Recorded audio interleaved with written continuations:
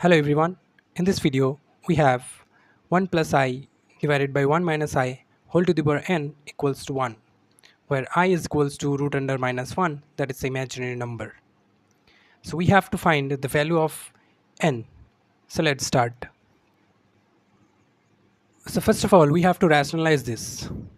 So to rationalize this, we will multiply it and divide it by 1 plus I by 1 plus I is equals to 1.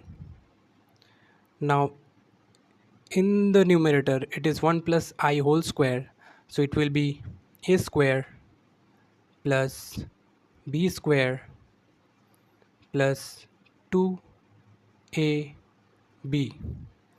and in the denominator it will be a minus b into a plus b, that is a square minus b square, that is 1 square minus I square, and obviously there is whole to the power n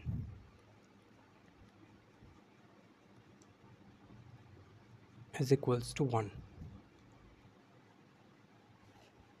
So now we know that I is equals to root under minus 1. So I square is minus 1.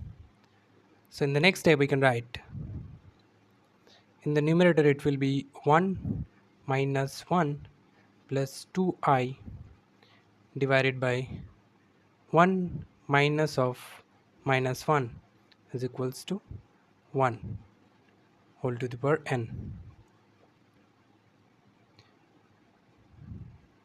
Now 1 minus 1 gets cancelled and we are left with 2I divided by 1 minus of minus 1, that is 1 plus 1, 2. So whole to the power n equals to 1. 2 gets cancelled, so it is I to the power n equals to 1. Now we know that I square is minus 1. So I to the power 4 will be 1. So we can say this is I to the power 4. So n will be 4.